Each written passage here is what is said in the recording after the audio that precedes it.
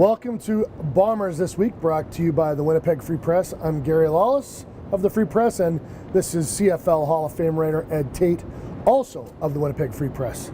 Week 7, and this is hard to believe, Ed, but we're going to say it. Winnipeg Blue Bombers are 5-1. The Saskatchewan Roughriders will be here for a game Thursday, which will be in the NHL on Wednesday nights. They have rivalry night.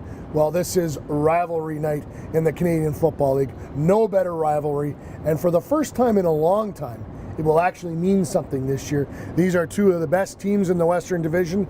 We're going to find out a lot about the Bombers, and I think we'll see the real Riders when they get here to Winnipeg for Thursday's game. Yeah, the Riders have been a bit of a mystery to start the season, 3-2 early, and the defending Grey Cup champs, they've had a lot of issues, off-field issues. Ty Smith won't play this week because of breaking a court agreement from an incident that happened last year. Yeah, we'll get a much better read on the Bombers as well. They're 5-1. Still have to make some believers out of some people, and if you beat the Grey Cup champs, that's a good way to start. Winnipeg plays their traditional rivals 3 of their next 5 games, including Labor Day and Banjo Bowl, so we'll get a real good read on both teams in the next few weeks. Yeah, it won't take long for the hate to get going, and actually it already did. Yesterday, Tuesday, Zach Anderson made some, in my opinion, ill-advised comments, suggested that the Riders' offensive line, which happens to be far and away the best in the Canadian Football League, are cheap and dirty, came Anderson's comments. Dominic Picard and Brendan Labatt, former Bombers, they don't need any help getting up for this. Zach Anderson has poked the bear. No, you know what, in years past it wouldn't have been that unusual statement. This kind of stuff happens before every game. But the way Mike O'Shea runs this ship, it's a little bit out of the norm because he doesn't want any kind of extra distractions or things like this that get pinned up on an opposition team's bulletin board. Maybe Zach Anderson's right. I think this is a carryover from last year. They're a little bit angry about some cut blocks and stuff that they call cheap. But to me, this is all part of the rivalry. Like you said, this is the stuff that brings the ugly out of people, and for us, it's great copy, right? And we love it. So it's all part of what makes Saskatchewan and Winnipeg so juicy.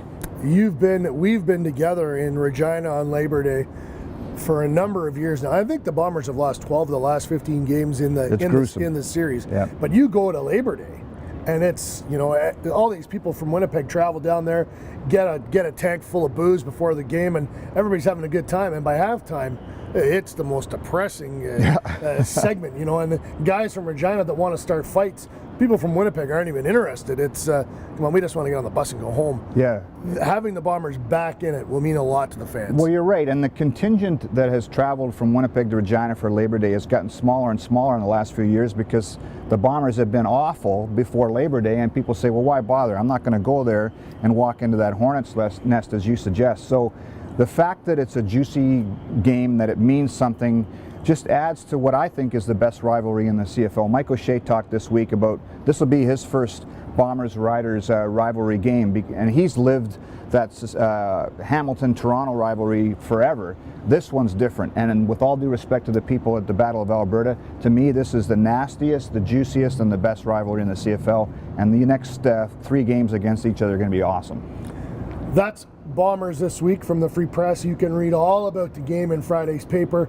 We'll have Melissa Martin on hand, we'll have Ed Tait on hand, myself, the great photography staff at the Free Press. You can get some stuff online right after the game, and then of course in Friday's paper, front and center. Thanks for joining us.